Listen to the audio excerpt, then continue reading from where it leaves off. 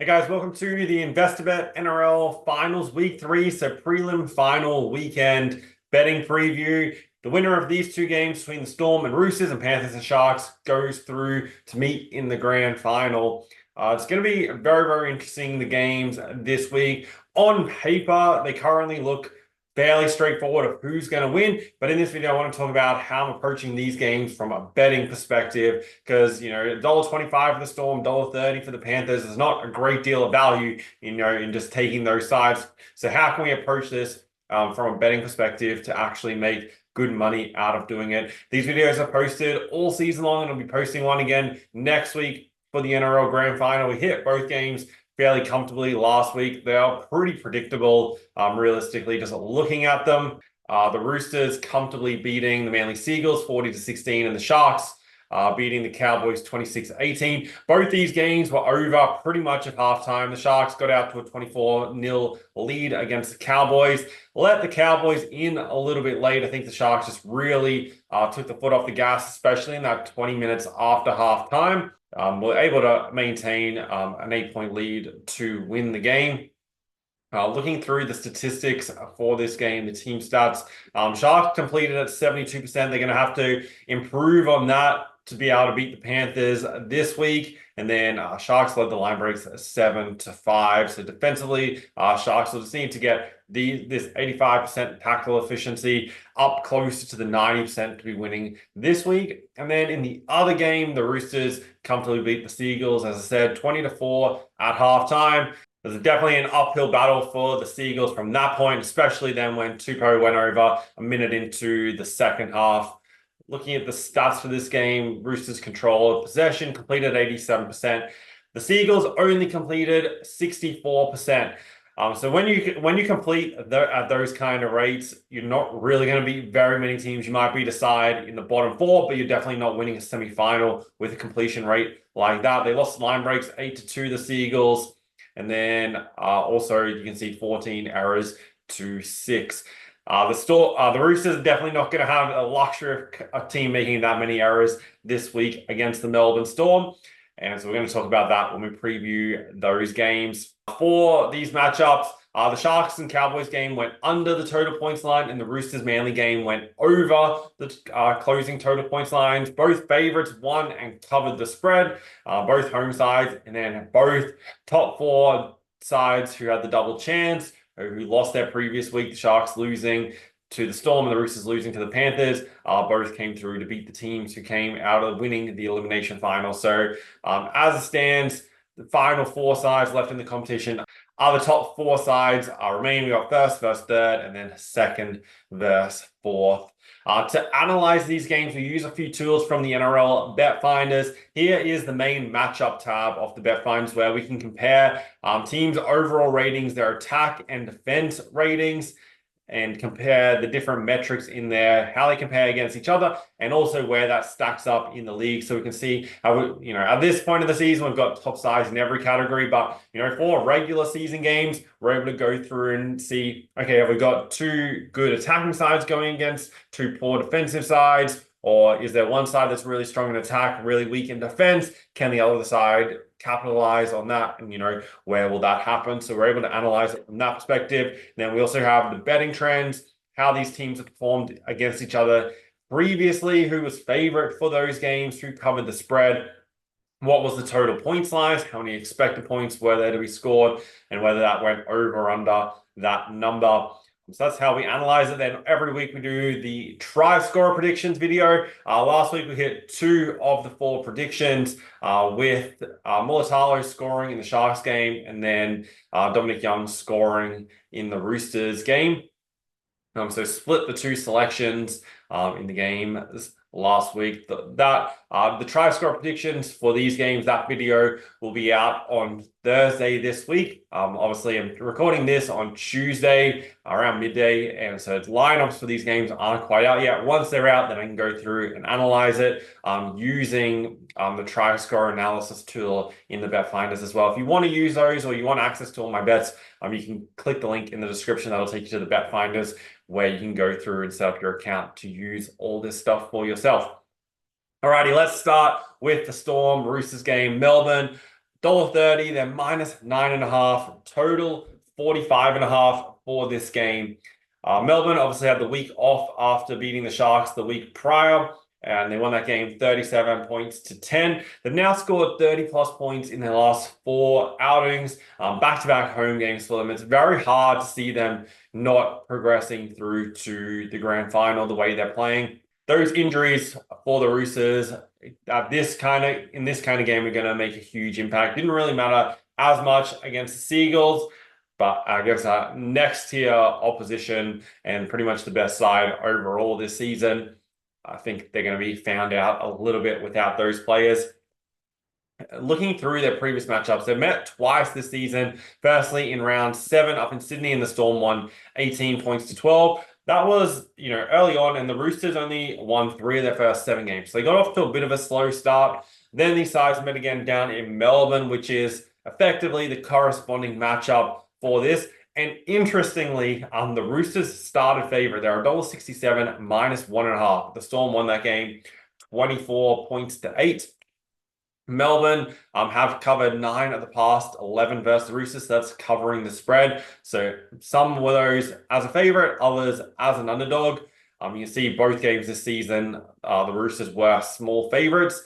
And then the Storm have won the past 5 versus Roosters. And when you go back a little bit further, they've also won 10 of the past 11. Storm come into this matchup not only in really, really good form, but with a great record against the opposition, and at home where they've won 18 of their past 20 games at AAMI Park. Roosters themselves have lost 7 of their past 9 at this venue. So everything really points to the Melbourne Storm winning this game. They've been pretty much clinical over the part for majority of the season, winning a lot of games on the back of their really good attack, but also strong defense. They're ranked 2nd in points for and 3rd in points conceded, which makes them very, very hard to beat. The Roosters, obviously the number 1 attacking side this season. However, a lot of their points have come against lower tier sides. You see, when they played Melbourne, they only scored those low number of points in both of those games, 12 and 8. And if I just have a quick look through, when they played Penrith, they scored 10 points in the most recent game against another good defensive side. They lost to the Sharks, or another good defensive side, 38 points to 30. And earlier on this season, they also lost to Penrith 16 to 22. That right there is just the concern with the Roosters attack. But even without, Sam Walker in the team, they've still put up 40 points last week against the Seagulls. But this is definitely tougher. Now, you might be asking yourself, well, if Roosters were favorites in both games this season, why are they now almost a double-digit underdog when they came down to AAMI Park down in Melbourne in round 20, which really wasn't that long ago, just over about 2 months ago, and they were favorite for that game. So this is a huge swing around. It's largely due to the fact that the form that the Storm are in, and also the players out. The other thing that contributes to that, if we go through their previous matchups, that most recent one, especially when they played in Melbourne and the Roosters were favorite for this game, you look through the team list here, Cam Munster was out for the Melbourne Storm, and that alone, I do believe, is worth 3 to 4 points, especially at home for Melbourne. So that's another factor contributing to such a bigger difference in the line.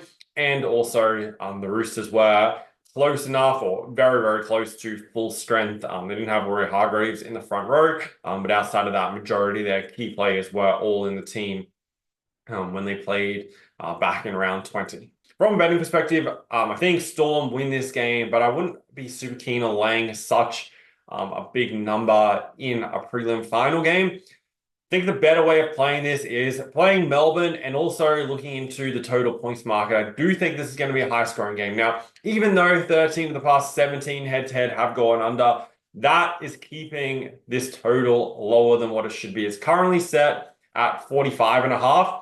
And my number for this, based on these teams' performances this season, has this closer to 50. So I do think the number is 2 to 3 points lower than what it really should be. And I can definitely see there being at least the 40 points in this game. Melbourne Storm complete at a very high rate. And last week, the Roosters, as I mentioned, the Manly Seagulls only completed 64% of sets against them, but still scored 16 points.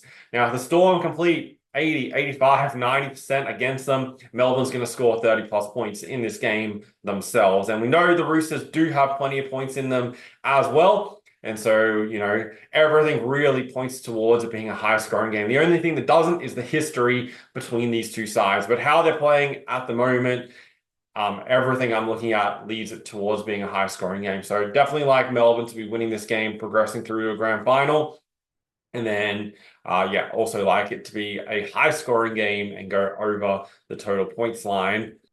Then on Saturday night, the Panthers are even bigger favorites. They're $1.25 minus 11.5 to beat the Cronulla Sharks. Total for this game is 42.5. This game being played at the Core Stadium, so neutral venue for both sides. The Sharks have won 2 of their past 3. They played there twice in 2024. They don't really have a great record if you go beyond that, but their recent form has been okay, but definitely against lower tier opposition. And then Penrith do have a really good record here, winning 11 of their past 13. Only played 1 game there, though, in 2024. Penrith have a really good record. They've covered 6 of the past 8 versus Cronulla, and they've won 7 of the past 8. Just looking through the recent games, so they only have met once in each of the past 3 seasons. Round 12 this year, the Panthers won 42 points to 0. Round 22 last season, Penrith won 28 to 0. And then round 19 in 2022, Penrith won 20 points to 10.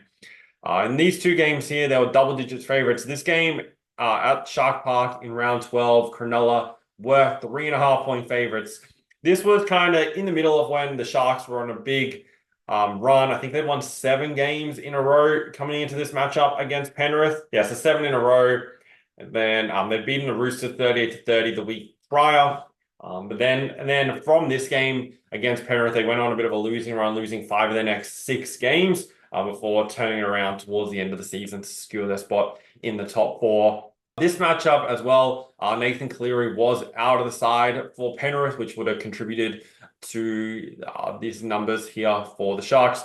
So from their last meeting, or their only meeting this season, swung around from Sharks being $1.62 to $4. This scoreline definitely contributes to that as well. This is one where on paper, it looks like Penrith should be winning this game. I haven't fully decided how I want to approach this game from a betting perspective. I do think this total at 42.5 is 1 to 2 points under the number that I was expecting. So I do have a slight lean towards the overs. 7 of the past 10 head-to-head have gone over. 3 of the past 4. So recently, they've been going under the total, though.